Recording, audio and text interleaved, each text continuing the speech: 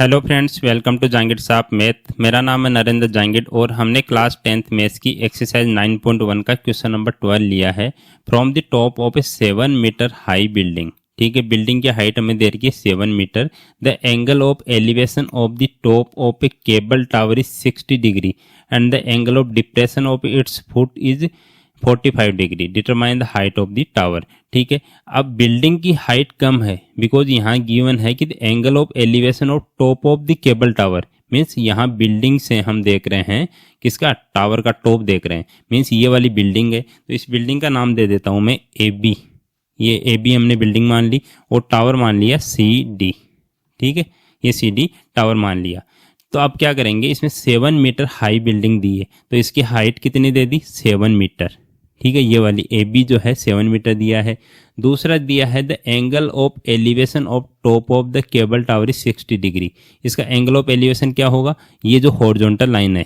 ठीक है, यहाँ से एक हॉरिजॉन्टल लाइन बनाओ आप, ये हॉरिजॉन्टल लाइन बना दी मैंने। इसके जो ऊपर वाला एंगल बनेगा उसको एंगल ऑफ एलिवेशन बोलते हैं। तो यहाँ से इसके टॉप पोर्शन को देखा हमने तो ये 60 डिग्री का एंगल ऑफ एलिवेशन बना रहा है। दूसरा है angle of depression of its foot is 45 degree. तो एंगल ऑफ डिप्रेशन क्या होता है, इस हॉरिजॉन्टल लाइन से अगर यहाँ बैठ के कोई बंदा नीचे देख रहा है, ठीक है, हॉरिजॉन्टल लाइन के नीचे देख रहा है तो हॉरिजॉन्टल लाइन से जो एंगल बनेगा उसको एंगल ऑफ डिप्रेशन बोलते हैं। मीन्स यहाँ से लेके यहाँ तक देखो आप, यहाँ से लेके डी पॉइंट पे अगर कोई देख रहा है फुट पे, ये फुट है इसका टावर का डी पॉइंट पे, तो जो एंगल बन रहा है इस हॉरिजॉन्टल लाइन से उसको हम बोल रहे हैं एंगल ऑफ डिप्रेशन। वो कितना है, 45 डिग्री का है। तो इसका भी हम नाम दे देते हैं, जैसे ए बी सी डी और इसको ई पॉइंट बोल देते हैं। ठीक है, तो हमें ये पता लग गया कि ये 45 डिग्री का एंगल है। अब देखो आप, इसमें अगर 45 डिग्री है, ये आपका हॉरिजॉन्टल लाइन है, ग्राउंड है दोनों, ये दोनों वर्टिकल खड़े हैं ए बी और सी डी। मीन्स बिल्डिंग भी वर्टिकल है, टावर भी वर्टिकल है, सी डी है ना। तो ये वर्टिकल लाइन्स है और ये हॉरिजॉन्टल लाइन्स है। अगर ये हॉरिजॉन्टल लाइन है दोनों, ठीक है, और ये ए डी क्या हो जाएगी, इसकी ट्रांसवर्सल लाइन हो जाएगी। ये ट्रांसवर्सल लाइन है तो ये क्या हो जाएगा, ये हमारे अल्टरनेट एंगल्स हो जाएंगे, अल्टरनेट इंटीरियर एंगल्स। कौन सा, ये एंगल 45 डिग्री का और ये भी सेम हो जाएगा, ये वाला एंगल और ये वाला एंगल, ये 45 डिग्री हो गया। ये क्योंकि ट्रांसवर्सल जो लाइन होती है उसमें जो अल्टरनेट इंटीरियर एंगल बनते हैं वो इक्वल होते हैं दोनों। तो ये 45 डिग्री है तो ये भी 45 डिग्री का होगा। समझ गए आप। अब क्या करेंगे, इसमें हम ट्रायंगल ले लेंगे। इससे पहले मैं जो हमने माना है, जैसे इसको बिल्डिंग माना, इसको टावर माना, ये सब मैं चीज़ें यहाँ लिख देता हूँ और आपको भी लिख के बतानी है ये सब चीज़ें। तो मैंने यहाँ लिख दिया है let A B is height of the building. Height of the building कितनी गिवन है हमें, ये 7 मीटर गिवन है। और C D is height of the tower, ये हमें पता करनी है, सी डी है ना। ठीक है, तो हम क्या करेंगे, अब यहाँ पे हम ट्रायंगल ले लेंगे। कौन सा, ए बी डी ले लेते हैं सबसे पहले ट्रायंगल। तो इसमें लिखता हूँ मैं in triangle A B D. ठीक है, कितना हो जाएगा, ये देखो 45 डिग्री का एंगल है और इसके सामने वाली साइड क्या होगी, परपेंडिकुलर होगी। तो हमें अगर बी डी पता लग जाए तो हम आगे बी डी और ए इक्वल हो जाएगा। वो क्यों होगा मैं बताऊंगा आगे। तो इसमें देखो, अगर ये ए बी है तो बी डी पता कर लेते हैं यहाँ से। तो इसमें ये परपेंडिकुलर हो गया, ये बेस हो गया। तो परपेंडिकुलर और बेस में क्या रिलेशन होता है, पंडित बद्री प्रसाद हर हर बोले। तो परपेंडिकुलर और बेस, ये वाला रिलेशन क्या होता है, टेन थीटा होता है। ठीक है, तो टेन थीटा का फॉर्मूला लगा देते हैं इसमें। और थीटा कितना है, 45 डिग्री है तो 45 लिख देते हैं। इज इक्वल टू परपेंडिकुलर कितना है, ए बी, तो ए बी लिख दो, अपॉन बेस कितना है, बी डी, तो बी डी लिख दो यहाँ पे। 1045 की वैल्यू क्या होती है, 1 होती है। Is equal to A B की वैल्यू कितनी गिवन है, 7 गिवन है, तो 7 लिख दिया। और बी डी निकाल लेंगे यहाँ से। तो आप देखो बी डी को अगर 1 से मल्टीप्लाई करेंगे तो बी डी आ जाएगा। तो B D is equal to कितना आ गया, 7 आ गया। ये मीटर में ही चल रहा है तो B D is equal to 7 metre हमारा आ गया। तो बी डी के जगह लिख देता हूँ यहाँ 7 मीटर हो गया। ठीक है, समझ गए आप। अब देखो, अगर ये लाइन है हमारी, ये वर्टिकल खड़ा है, ये भी वर्टिकल खड़ा है। ठीक है, तो इन दोनों के बीच की डिस्टेंस हमेशा इक्वल ही रहेगी। ठीक है, तो अगर बी डी 7 है तो ये भी क्या होगा, ए भी 7 मीटर ही होगा।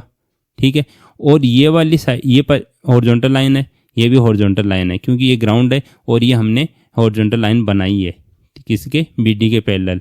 ठीक है, क्योंकि एंगल ऑफ डिप्रेशन क्या होता है, इसके नीचे वाला होता है। तो अगर ये दो लाइन है, दो लाइन के बीच की डिस्टेंस हमेशा क्या होगी, इक्वल होगी, पैरेलल लाइंस के बीच की डिस्टेंस। तो अगर ये 7 मीटर है यहाँ पे, तो ईडी भी कितना हो जाएगा, 7 मीटर ही होगा यहाँ पे। तो ए बी डी ई, इसमें देखो ये 7, ये भी 7, ये भी 7, ये भी 7, मीन्स ये क्या बन गया, हमारा स्क्वायर बन गया यहाँ पे एक। तो यहाँ लिख देंगे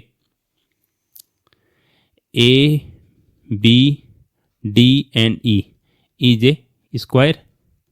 ठीक है, ये तो हमारा एक स्क्वायर बन गया। ठीक है, ये आगे काम आएगा हमारे। अब देखो इसमें ए ई सी, ये वाला ट्रायंगल ले लेते हैं। तो इसमें हमें ये पता लग गया 7 है ए ई, तो यहाँ से सी ई पता लगा सकते हैं हम। 60 डिग्री के सामने वाली साइड क्या होती है, परपेंडिकुलर हो गई। इसके एडजेसेंट साइड क्या हो गया, बेस हो गया। तो परपेंडिकुलर और बेस में क्या रिलेशन होता है, tan थीटा का ही होता है। तो tan थीटा कितना है, 60 डिग्री है। तो in triangle A E C tan 60 degree is equal to कितना हो गया, परपेंडिकुलर कितना, सी ई, तो सी ई अपॉन ए ई हो गया। तो tan 60 की वैल्यू कितनी होगी, √3 इज इक्वल टू सी ई की वैल्यू तो हमें निकालनी है। तो सी ई अपॉन ए की वैल्यू कितनी है, 7 है। तो 7 लिख दो यहाँ पे। तो यहाँ डिवाइड में 1 लगा सकते हैं। तो सी ई को अगर 1 से मल्टीप्लाई करेंगे तो सी ई आ गया, और 7 को अगर √3 से मल्टीप्लाई करेंगे तो 7√3 बन गया हमारा। ये मीटर में चल रहा है। तो सी ई की हमारे पास वैल्यू आ गई। अब हमारे पास 7√3 ये आ गया। ठीक है, और 7 मीटर ये था। ठीक है, तो टोटल हम टावर की हाइट निकाल सकते हैं। क्या है, टावर की हाइट हमारी सी डी थी। तो सी डी को क्या लिख सकते हैं, सी ई प्लस ई डी, और ये सी ई 7√3 और ये 7। तो चलो यहाँ लिखता हूँ मैं। So height of tower C D is equal to C E plus E D. C E कितना है, √7√3 प्लस 7। ठीक है, 7√3 प्लस 7। अब यहाँ देखो आप, 7√3 प्लस 7 14√3 नहीं होगा, क्योंकि 7 प्लस 7 ऐड नहीं कर सकते आप, क्योंकि इसके मल्टीप्लाई में क्या है, √3 भी है। तो यहाँ 7 कॉमन आ सकता है, इसके मल्टीप्लाई में 1 लिख सकता हूँ मैं। तो 7 देखो यहाँ भी है, यहाँ भी है, तो 7 को कॉमन ले लो। यहाँ कितना बचा, √3, और ये प्लस का साइन, और यहाँ कितना बचा, 1 बचा। ठीक है, तो हमारी हाइट ऑफ द टावर कितनी आ गई, ये आ जाएगी height of tower is equal to 7 into √3 plus 1 metre. ये फाइनल आंसर आ गया। तो काफ़ी इजी है। इसमें कंसेप्ट आपका ये दिया है कि इसमें एंगल ऑफ एलिवेशन और एंगल ऑफ डिप्रेशन दोनों एक साथ दे दिए हैं। एंगल ऑफ डिप्रेशन में आपको घबराना नहीं है, इसमें ट्रांसवर्सल लाइन बनानी है, और जो अल्टरनेट इंटीरियर एंगल होंगे वो दोनों इक्वल होंगे। तो इनको इक्वल, ये वाला 45 है तो ये भी वाला 45 हो जाएगा। फिर इसके सामने वाला साइड परपेंडिकुलर होगी, एडजेसेंट साइड बेस हो गया, tan थीटा का फॉर्मूला लगाया तो दूसरी साइड आ गई, फिर इससे स्क्वायर बन गया, और फिर दूसरा ट्रायंगल ले लिया हमने, यहाँ से सी ई की वैल्यू निकाल ली। तो आपको समझ आ रहा होगा। अगर समझ आ रहा है तो चैनल को सब्सक्राइब कर लीजिए। इसमें 10th क्लास की जो मैथ है उसके डिटेल्स वीडियो आपको यहाँ पे मिलते रहेंगे, और जो लेटेस्ट अपडेट होगी वो भी आपको मिलती रहेगी कि आपका कौन सा पोर्शन हटा दिया है, क्या नया ऐड किया है, और इसमें प्रीवियस ईयर्स के जो क्वेश्चंस है, इंपॉर्टेंट क्वेश्चंस है, वो भी मैं इसमें डालता रहूँगा। ठीक है, थैंक यू।